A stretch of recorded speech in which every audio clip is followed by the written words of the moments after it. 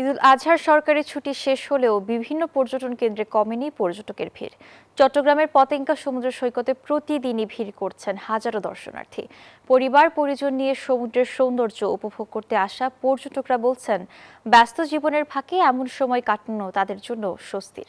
তবে সৈকতের সুযোগ সুবিধা ও পরিবেশ আরও উন্নত করার দাবি জানিয়েছেন তারা। বিস্তারিত জানাচ্ছেন সহকর্মী আকরাম হোসেন, ছবি তুলেছেন আবু জাবেদ। ঈদের ছুটি শেষ, কর্মব্যস্ত জীবনেও ফিরতে শুরু করেছেন অনেকেই। তবুও চট্টগ্রামের অন্যতম জনপ্রিয় পর্যটন কেন্দ্র পতেঙ্গা সমুদ্র সৈকতে যেন থামছেই না মানুষের স্রোত।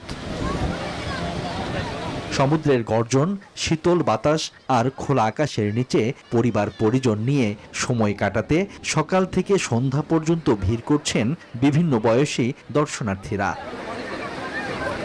বসুন্ধরা টিস্যু, অশুদ্ধতার বিরুদ্ধে এক বিন্দুও ছাড় নয়।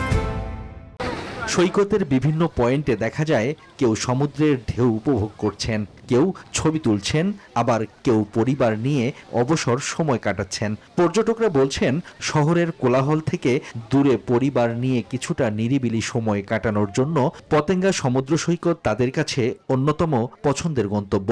আমি আসছি ব্রাহ্মণবাড়িয়ার থেকে চট্টগ্রাম ঘোরার জন্য। বাড়ির থেকে আসছে চট্টগ্রামে ঈদের আনন্দ করার জন্য।